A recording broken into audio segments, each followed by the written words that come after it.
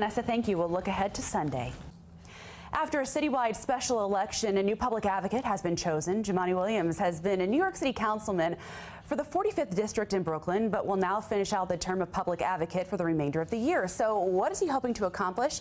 We have Mr. Williams here to join me to talk about the new position. Thank you for being here. Thanks for having me. Absolutely. So let's first talk about this position was created back in 1993, so relatively new when you look at the history of New York. And some people have said that they don't necessarily think it's needed. So why do you feel like it's needed, and what do you hope to accomplish? Well, it's important to make a distinction, because most folks say it's not powerful enough, and this is the first time I've heard that argument then go to we don't need it, as opposed to make it more powerful. I actually believe it's a critically important position, and I think a lot of New Yorkers do as well. It is the ombudsman, the watchdog over city and government, and I think if we ever needed that, it's absolutely needed right now. And so we do believe that it can be made better by being given subpoena power and having an independent budget. But the powers that it does have right now are much needed and makes it a critical part of government. You have a fairly limited budget. So what do you hope then that you're able to accomplish with what you have? Kind of walk me through your agenda list. Well, I've never heard or seen an agency or an entity say that it had enough money to do what it wanted to do. I do think we have a budget that we can accomplish what the city wants us to do. We're going to ask for some additional funding so we can do even more. What do you want to do? And we want to make sure that there is a better way for communities to have a discussion with government, or at least feel they're a part of it. What it seems now that happens to this administration in particular, and administrations in general, have a tendency to do things to communities. But we want to do things, and we think government should do things with communities. And so very often issues come up from Rikers to rezonings where people feel like things are imposed. The Public Advocate's Office can be where the community's voice is actually heard, and we are the go-between between the City of New York and the city government. When it was created in 1999, the first election happened in 1993, Mark Green, the first public advocate, they said that they wanted a position that would rise above politics, that would help make decisions on what's based for the people of the city, not what's based for the occupant. And that's what we've been doing for the past 10 years on the city council. And you said a lot during your campaign that you want it to be a voice to the voiceless, and I'm hearing you echo that now.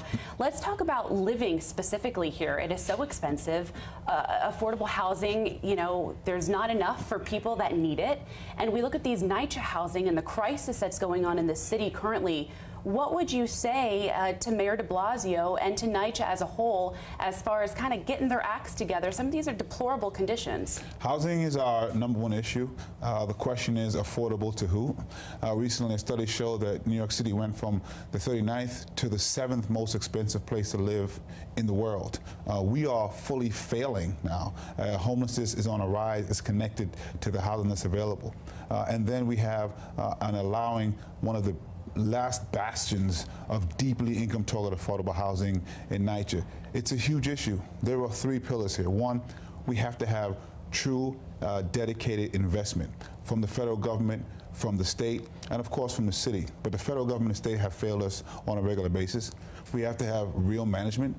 This city and this administration in particular has for too long deceived us in what was going on with management and with lead in particular. And lastly, any plan that occurs has to include the NYCHA residents. Again, we have a tendency to do things to people, but NYCHA residents are closest to the problem, and so they also are closest to the solution.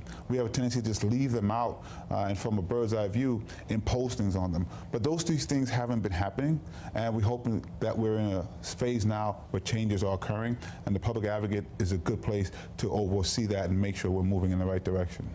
So let's talk a little bit about education for you. I know that's something that's a priority, specifically the specialized high school admissions test.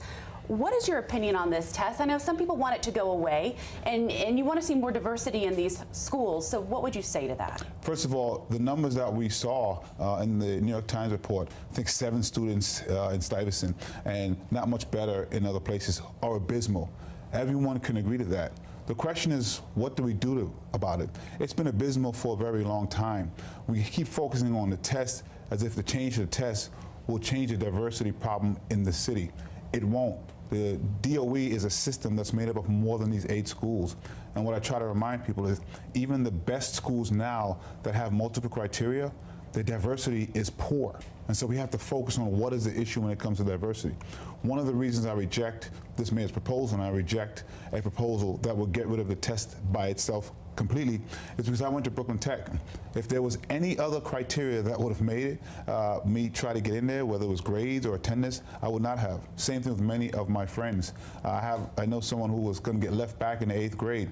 Without this test, he would have been left back. He wasn't. He's a very successful attorney. And so my thing is, maybe we can provide access points for everyone. Some people can show what they can do on the test. Some people who can they can show what they can do on multiple criteria. What we can't do is pit communities against each other, which is what has happened now. And so everybody, I'm glad that we're heightening this conversation because it's important, but we have to be careful and focus on what the problem is and then really figure out the solution. When I was in the 90s, the Brooklyn Tech was booming with diversity. What happened? That's a question that we can't skip over. The junior high school I went to got rid of its gifted and talented program. We saw that happening across the city, particularly in black and brown communities. There were feeder schools. So this conversation has to happen with some context and not sell a panacea that's actually not going to solve the problem. Okay, so I want to ask you too, the mayor has not ruled out a presidential run, and we all know that you would step into that position if in fact he, chooses to run, you would step into mayor. So are you thinking ahead or even thinking past your primaries that are coming up in June 25th? Where do you stand on all this? Well, one, I am not running for mayor in 2021. Oh, you were not? That was going to be my follow-up question for you. Okay. I absolutely do not want the mayor's job. My hope is that he does his job a little bit better, and I would suggest that he maybe stop focusing on running around the state. There's a lot of, I'm sorry, the country. And the country. Yeah, there's a lot of issues that are going on now. Hopefully he'll focus on those. But everyone has a right to look ahead and see what they want to do, and everybody in this field has some ambitions. My recommendation is to just focus more on what's happening in the city. And primaries are coming up again too, so you're ready to take it all over. Primary. It's like you just finished and you're right back. But it does point to, there is a major flaw in our special election law, and that has to be changed. It makes no sense that there's a special, then a primary, then a general, and then for my district, there's going to be another special in May, and another election in June. We might see some similar things happen in Queens, and so we really have to review this. It is very expensive and silly, actually. All right, well, thank you for being here. We appreciate it, and we wish you all the best.